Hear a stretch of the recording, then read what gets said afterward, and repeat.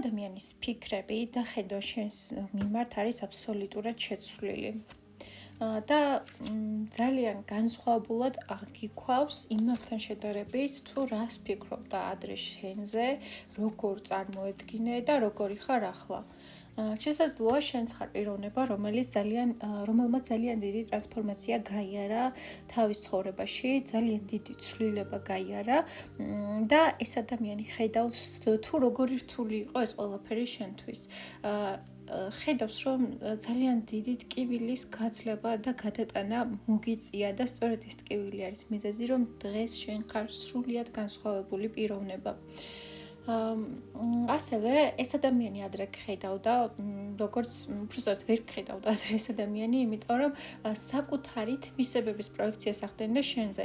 მაგალითად, თვითონ იყო ეჭვიანი და შეიძლება შენ გაბრალებდა, რომ აი როგორი ეჭვიანი ხარ, თვითონ იყო მესაკუთრე და გაბრალებდა, რომ შენ ხარ მესაკუთრე და ნებისმიერ თვისება, მოკლედ, რომელიც ეს ადამიანი მოგაწერდა შენ, სინამდვილეში არ იყო შენი და სინამდვილეში ასახავდა ამ ადამიანის პიროვნებას და ახლა თითქოს ამ ადამიანმა ეს ყველაფერი გააცნობიერა, როდესაც შენ წახვედი, მას მოუწია, რომ ჩაიხედა სარკეში და დაინახა რეალურად ვინ არის თვითონ, რას წარმოადგენს ამ ცხოვრებაში და ვინ ხარ შენ. შენ დაინახა, რომ მისი წასვლით რეალურად არაფერი არ მოგკლებია და დარჩი ისევ ისეთი განსაკუთრებული, ბრწყინვალე და მშვენიერი, როგორიც იყავი. მაგრამ მასში შეიცვალა ძალიან ბევრი რაღაც. თუ ადრე ამ ადამიანის ცხოვრებას ულამაზებდი და მის ცხოვრებაში შეგქონდა სინათლე, სიმშვიდე, ბედნიერება, სიყვარული, ახლა როდესაც შენ წახვედი, მან იგრძნო ძალიან დიდი გამოფიტულობა, გადაღლილობა.